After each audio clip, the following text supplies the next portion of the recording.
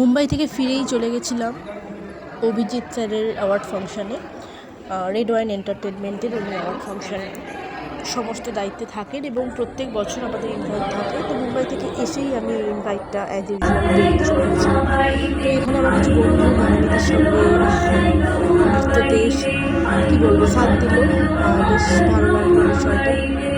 আমার বেশ ভালো লাগলো যে উনি অনেককে ডাকলেন স্টেজে আমার সাথে স্টেজ শেয়ার করার জন্য।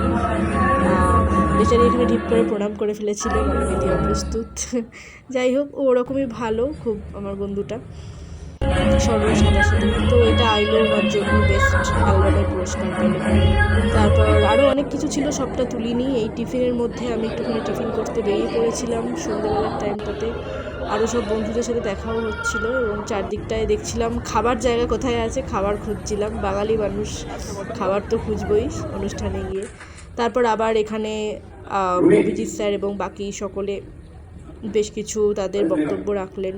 তারপরে শাশ্বত স্যারের এখানে আসলো অ্যাওয়ার্ড ফাংশনের টাইম, তো সেখানে উনি অ্যাওয়ার্ড পেলেন এবং আরও অনেক কিছু ছিল, কিন্তু সবটা কমপ্লিট করিনি। আমি চলে এসেছিলাম কারণ আমার সঙ্গে যে বন্ধু ছিল সেও চলে এসেছিল।